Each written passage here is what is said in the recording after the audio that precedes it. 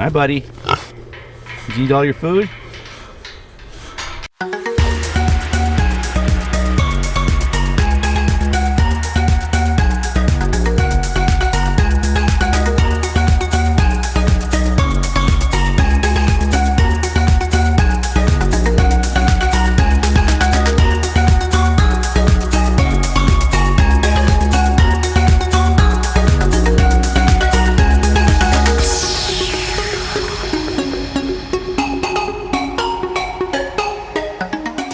Good morning and welcome back to Boisterous Cock Farmstead. I know it's been a little bit since I released a video or recorded some footage. Just had a lot of stuff going on. Still working on the bathroom in there. We're using the tub, but I'm holding off until we get all the finishing touches on the bathroom before I reveal what it looks like now. But the tub is in place. Toilet's back in place. It's a fully functional bathroom, but we can't use the shower just yet. But I wanted to show you guys, we did butcher our chickens over the weekend, the broilers, and a couple things with that. I've got my sprinkler running out here in this little grasture area, as I like to call it, and I also moved our little dark laying pullet chicks out here, and so they get some sunshine, and I'll get out of the way before the sprinkler hits back over here. One thing I did notice is that they are black copper. They were advertised as black copper Morans, but they're actually black copper Moran's sex link, so they do have barred rock mixed in them, and so two of those actually look like barred rocks. They've got the barred coloring, and then there's one that actually looks more like a Moran's with the feathered feet and the black feathers and everything, but that's fine. I was just in it for the egg color anyway, and that's just to make it look a little bit more distinct in the dozen when we sell some, and probably looking at selling off a few more of my laying hens, because our customers have kind of dropped off. Our egg customers have kind of dropped off, and I just don't need to produce that many eggs. So I'll see if there's any bites on Craigslist, see if I can move any. But I did have to, or I chose to rearrange my butcher schedule.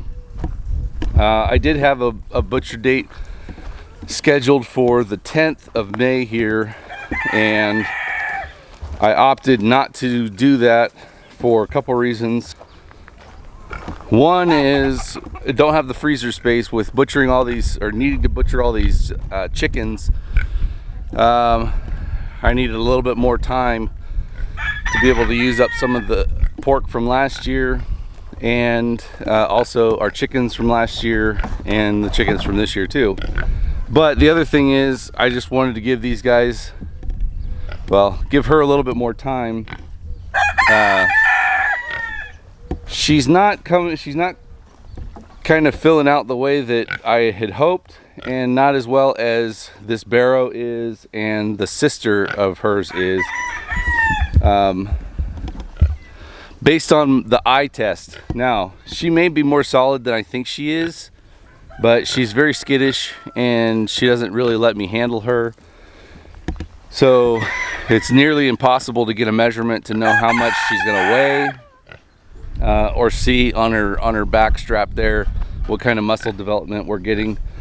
So it's gonna be a little bit of a pig in a poke, haha. And so I've got it rescheduled for 5 weeks from now. I think it's like the 24th of June or something like that. And that's gonna be the first hybrid that we butcher, and I'll have that barrow is for sale for later.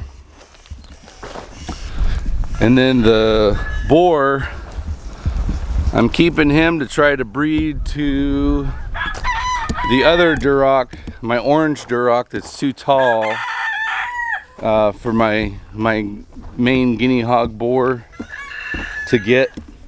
So I'll see if I can still grow him out a little bit more, hopefully, and get him a little bit taller, and we'll see about growing. We'll see about breeding her. If I can't breed her with him, I may look into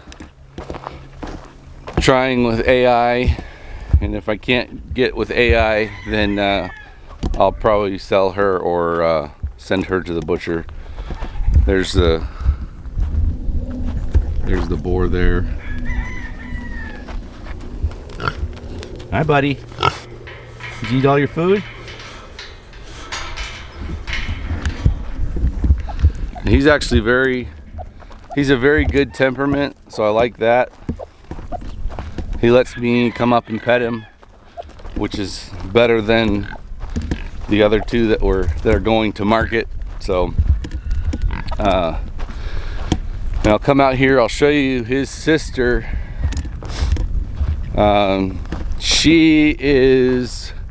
She's actually the better pig to butcher as far as the meat goes, but I like her build and everything, and so I'm going to keep her to try to keep that hybrid alive.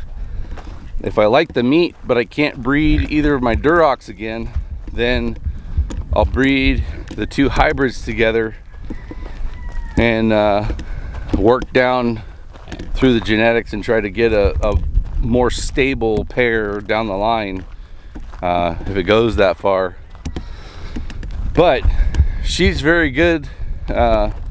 She's kind of the best of all worlds there. She's got real lean build.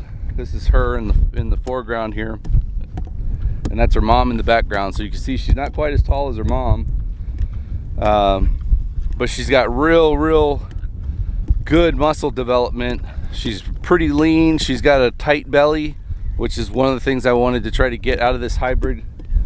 And she's a little shorter than the other Durocs, so I could breed her to either a full-blooded guinea hog, or I could breed her to the hybrid. So she gives me a little bit more versatility as far as that's concerned.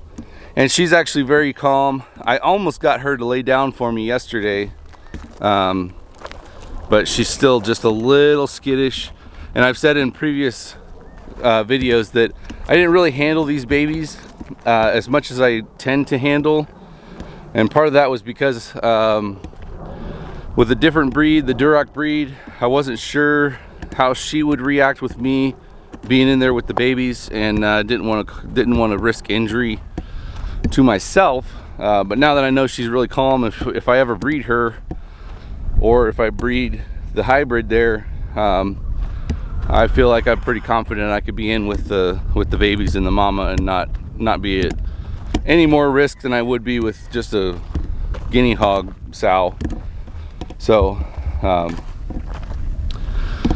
that's pretty much the update for now. Out and about basics of the farm.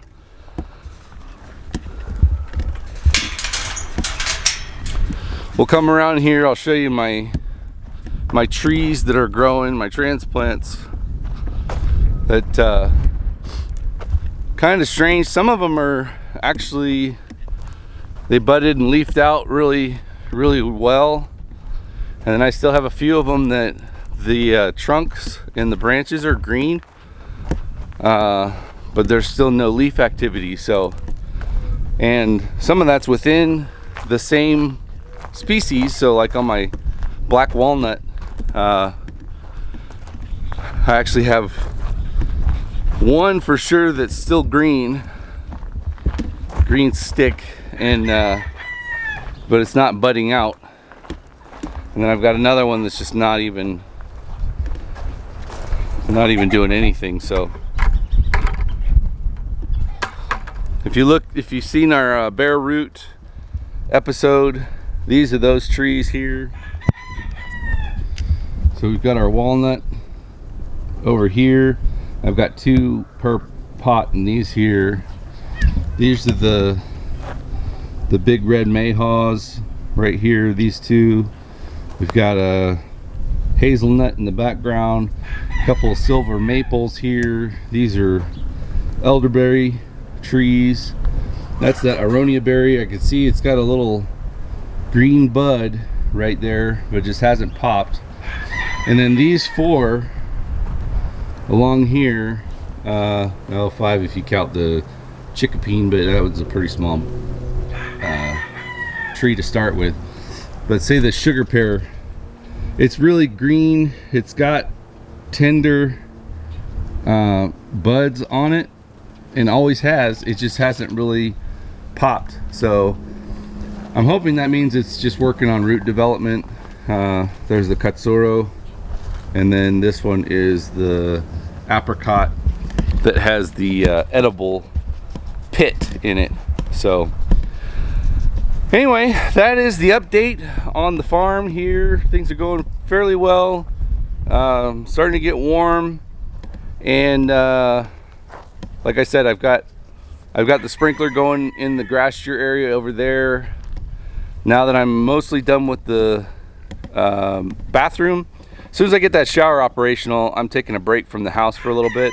I'm gonna start working outside a little bit more. I've got a 4-zone sprinkler that I want to set up out in my 3/4 acre area, and there's all that spent hay that one of my neighbors gave me. I want to spread that around, probably seed a little bit of that, and just start watering it here fairly regularly, and see if we can't get some grass to come up. It's been, I mean, we haven't had any real rain in a year, so it's been an odd year to try to establish anything. So I'm trying to kickstart a few things, but I don't want to put too much demand on our pump or anything like that. So it's not going to be real heavy irrigation by any means. So anyway, I'm going to water these guys, and then we're going to call it a day. Hope you guys enjoyed this video. If you like this video, please give us a thumbs up. Please share this video, like, subscribe, all that good stuff, and click the bell notification so that you're notified when we have upcoming content. As always, thanks for joining us, and God bless.